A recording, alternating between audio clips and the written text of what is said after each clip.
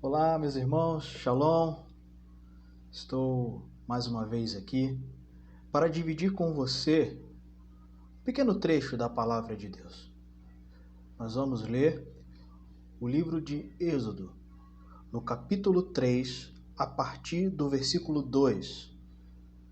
E aí nós vamos citando também alguns textos e vamos falar um pouquinho da história através da vida de Moisés.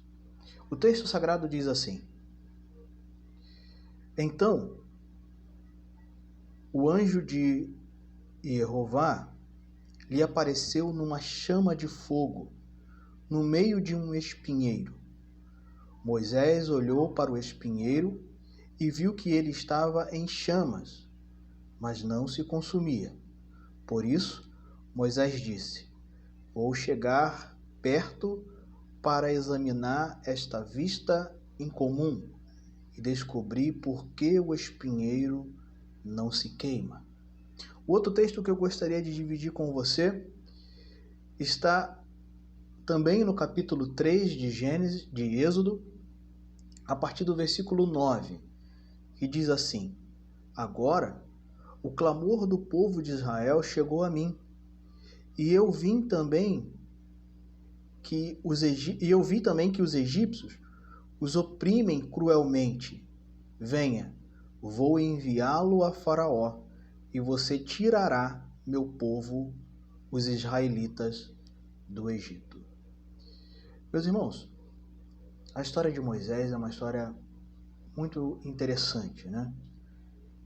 Ele nasce no momento onde um faraó, que o texto sagrado diz que não conhecia a história de José. Por quê?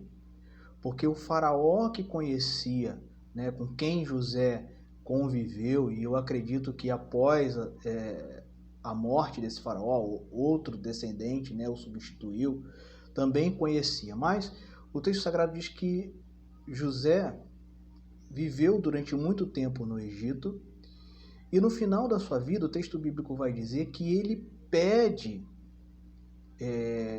que o povo, ele profetiza sobre o povo de Israel, dizendo: olha, vocês vão sair daqui, e quando vocês saírem, por favor, leve meus restos mortais daqui também. Então eu acredito que já no finalzinho da vida de José, já havia adentrado ao trono um faraó que não era da linhagem dos Ixos, né? Aquele povo que chegou, um povo semita, que chegou ao Egito antes mesmo dos descendentes de Jacó, dos descendentes de Israel. Então, por esse povo Ixos ser um povo semita, acolheu bem os descendentes de Jacó.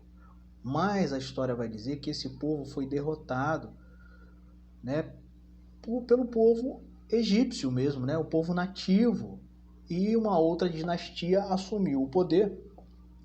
E essa outra dinastia desconhecia a história de Jacó, desconhecia a história de José, e esse faraó ficou com muito medo, né? Porque o povo de Israel estava crescendo de forma grandiosa, e os textos sagrados no originais vai usar uma palavra que traduzido quer dizer que era como se fosse enxame, né? Eles tinham muitos filhos, eles estavam crescendo muito naquela terra. Então esse faraó ficou com bastante medo e oprimiu, né? Tratou eles com desprezo, colocou eles para trabalhar de uma forma bem pesada.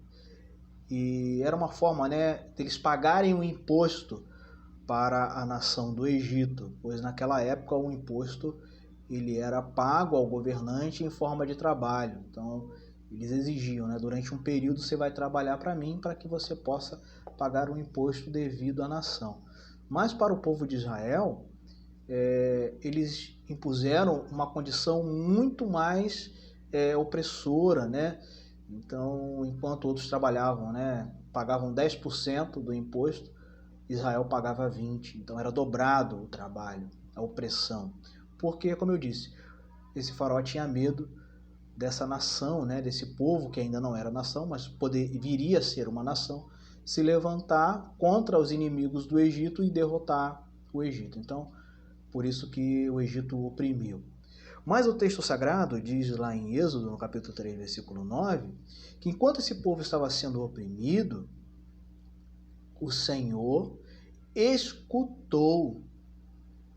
E aqui eu aprendo algo, irmãos, que quando o povo de Deus clama, quando o povo de Deus grita, né? Grita por socorro ao seu Deus, quando há unidade do povo em buscar ao Senhor, o Senhor ouve e responde. E o texto vai dizer que Moisés foi esse escolhido para ser o libertador. Mas a história de Moisés é bastante interessante, como eu disse, né? Ele nasce num momento de opressão, quando o faraó reúne as parteiras, né? E o texto sagrado vai dizer que eram parteira dos hebreus, não diz se elas eram hebreias ou se elas eram egípcias, mas eu acredito que hebreias elas não eram, mas sim egípcias. E Faraó pede para que, quando fosse menino, elas matassem, mas quando fossem meninas, para deixar viver.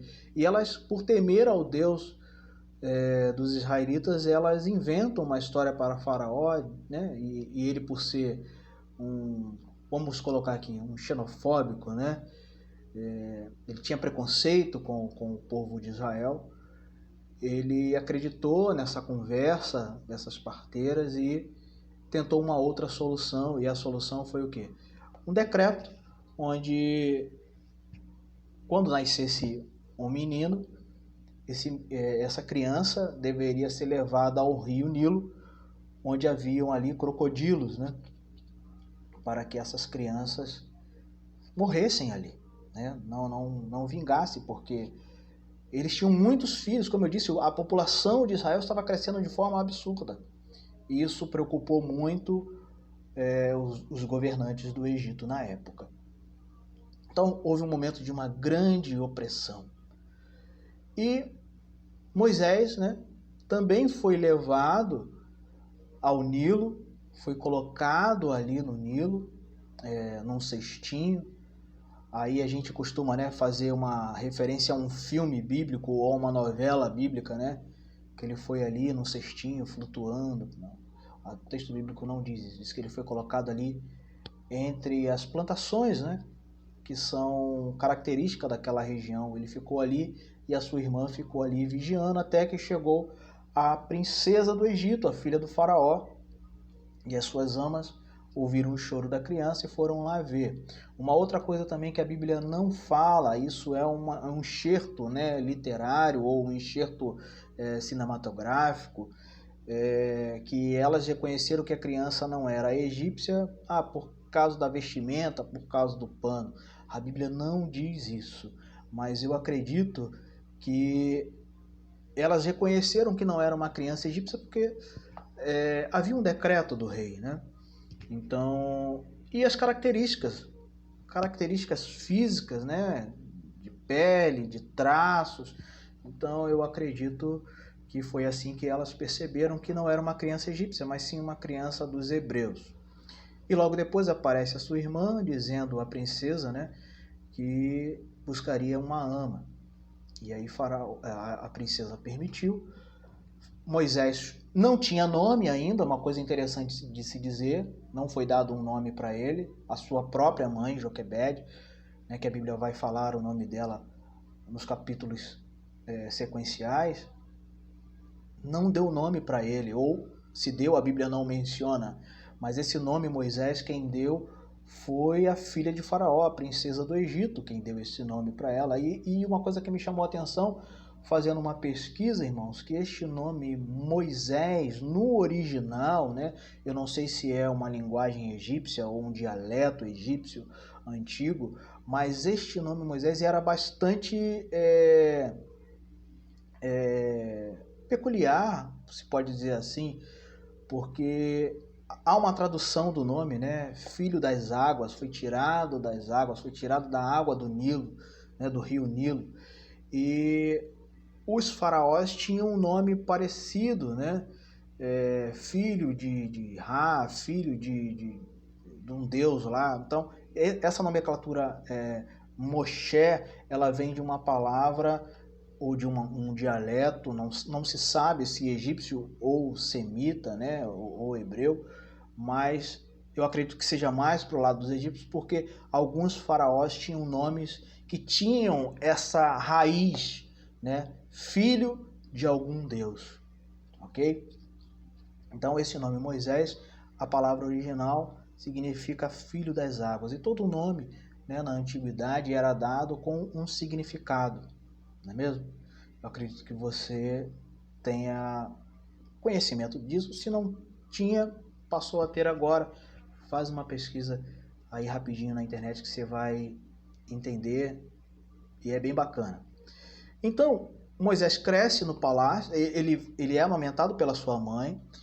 Após ele sair, né, do desmame ali, após o desmame dele, Joquebede leva ele ao palácio, entrega ele para a princesa.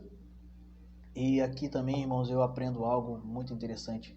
A entrega de Joquebede, que mulher forte, né?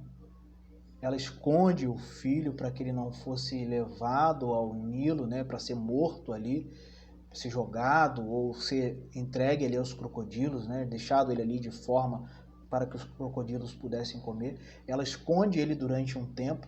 Alguns estudiosos dizem que talvez Moisés, né, a Bíblia não diz, mas é só aqui para questão de conhecimento, que talvez ele tenha nascido de forma prematura, por volta ali dos 6 meses, né, porque aí Joquebede conseguiu escondê-lo e conseguiu também enganar a sua gravidez, né, por mais tempo.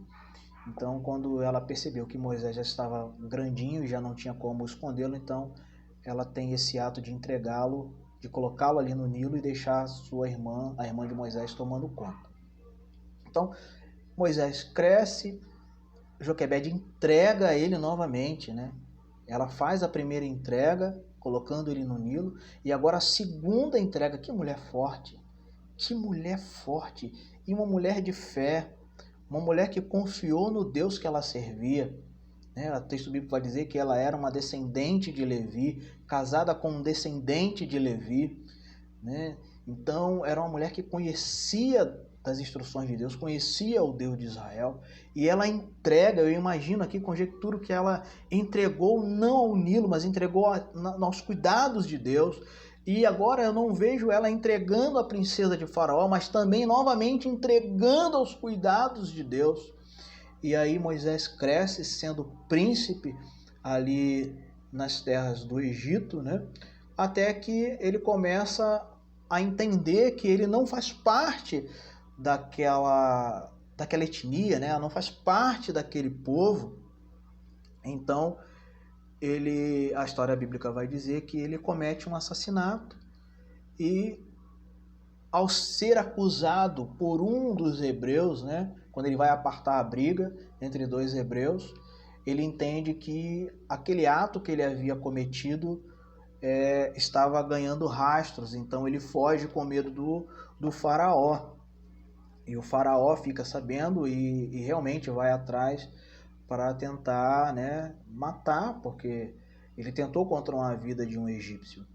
E aí ele chega nas terras de Midian e ele ajuda as filhas do sacerdote de Midian, né, a saber o seu nome.